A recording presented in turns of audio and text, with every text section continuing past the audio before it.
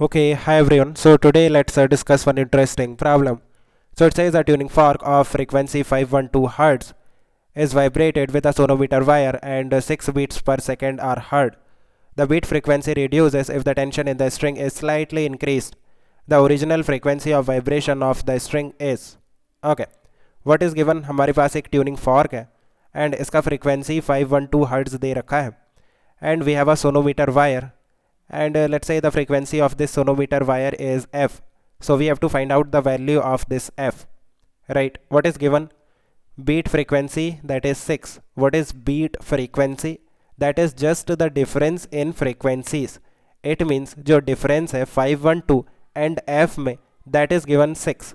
So this f can either be 512 plus 6 or it can be 512 minus 6. It means this f can either be 518 or 506. You can see if the value of this small f is either 518 or 506, जो beat frequency आएगा that will be 6 because the difference in the frequencies, the difference in this small f and this 512 will be 6, right? If the value of this small f is either 518 or 506. Now how to find out exactly 518 होगा या फिर 506 होगा? Exactly आप कैसे find out करोगे? अभी आपके पास दो पॉसिबिलिटीज़ हैं, right?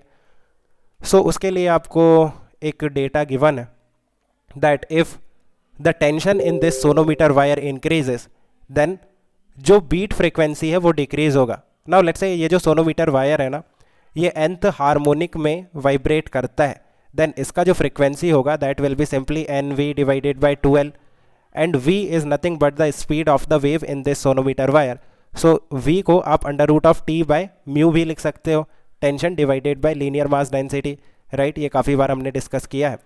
Now you can see if tension in this sonometer wire increases then जो फ्रीक्वेंसी है सोनोमीटर वायर का वो भी इंक्रीज करेगा. सो लेट्स से हमारे पास एक ट्यूनिंग फॉर्क है एंड इसका जो फ्रीक्वेंसी है वो फिक्स है, दैट इज़ 512, एंड एक सोनोमीटर वायर है एंड उसका फ्रीक्वेंसी f है. f के हमारे पास दो पॉसिबिलिटीज़ है, आइदर इट कैन बी 518 और it can be 506. Now if tension increases then जो फ्रीक्वेंसी है वो इंक्रीज होगा. लेट्स से 518 से इंक्रीज होके 519 हो गया, राइट? और इट मे बी 506 से इंक्रीज होके 507 हो गया. सो अभी देखो बीट फ्रीक्वेंसी क्या होगा. जैसे लेट्स से 518 था, सो वहाँ से 519 हो गया. सो इनिशियली जो बीट फ्रीक्वेंसी था वो तो 6 था और अभी कितना हो गया? 7 हो गया.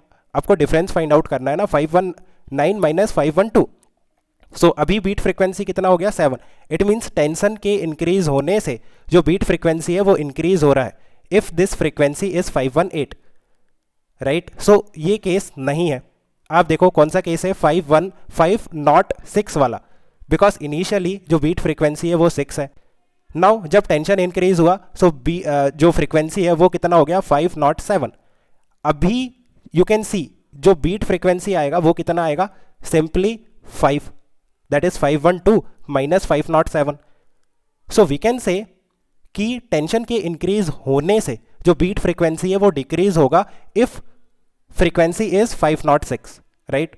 So actual answer will be 506. So I think you have understood. Let me know if you still have any confusion. Okay, keep working hard. Best of luck. Bye.